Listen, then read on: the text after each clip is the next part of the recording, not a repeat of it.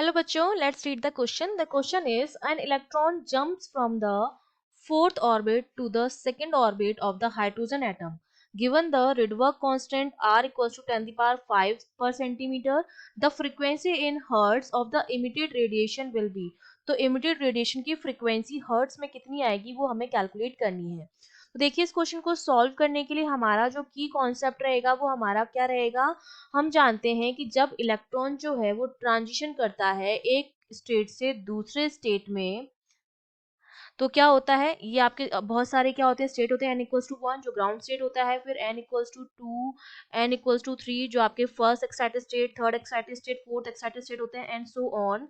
और इलेक्ट्रॉन जो होता है वो इस तरह से ट्रांजिशन करता है, 1 से 2 में जा सकता है, 3 से 2 में आ सकता है, 3 से 1 में आ सकता है. इस तरह से इनका क्या होता है ट्रांजिशन होता है.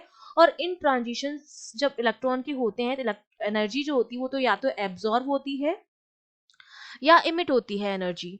ठीक है, तो इस एनर्जी से रिलेटेड जो लैम्डा होता है, वेवलेंथ होता है, that is given by 1 upon lambda equals to R Z square 1 upon N one square minus 1 upon N two square, जहां पर आर आपका रिडबर्ग कांस्टेंट, जी आपका एटॉमिक नंबर है और हाइड्रोजन के लिए एटॉमिक नंबर जो होता है वो 1 होता है.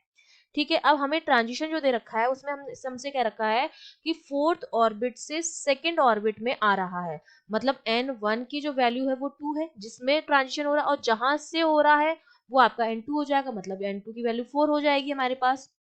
तो यहां से अगर मैं लैम्डा की वैल्यू निकालूं तो 1 upon lambda equals to R 1 upon 2 का स्क्वायर माइनस 1 अपॉन 4 का स्क्वायर. तो ये सारी वैल्यूज रख के जब सॉल्व करेंगे तो आर 1 अपॉन 4 माइनस 1 अपॉन 16. तो यहाँ से 1 अपॉन लैम्डा की जो वैल्यू आएगी हमारे पास वो हमारे पास आ जाती है 3r बाय 16.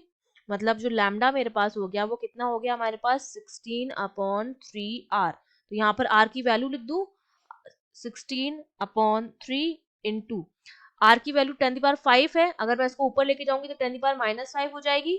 तो इतना सेंटीमीटर आ गया हमारा लैम्डा. अब हमें निकालनी है फ्रीक्वेंसी. फ्रीक्वेंसी एन जो होती है वो सी अपॉन लैम्डा के बराबर होती है, जहां पर सी स्पीड ऑफ लाइट है जिसकी वैल्यू 3 इंटू 10 पावर 10 हो जाएगा. 3 इंटू 10 पावर 10 अपॉन नीचे लैम्डा आ जाएगा जिसकी वैल्यू कितनी है 16 बाय 3 इंटू 10 पावर माइनस 5. ये 10 पावर माइनस 5 ऊपर जाएगा तो 10 प्लस का हो जाएगा, तो 10 पावर 10 और 10 पावर 5 10 पावर 15 बन गया यहाँ पर.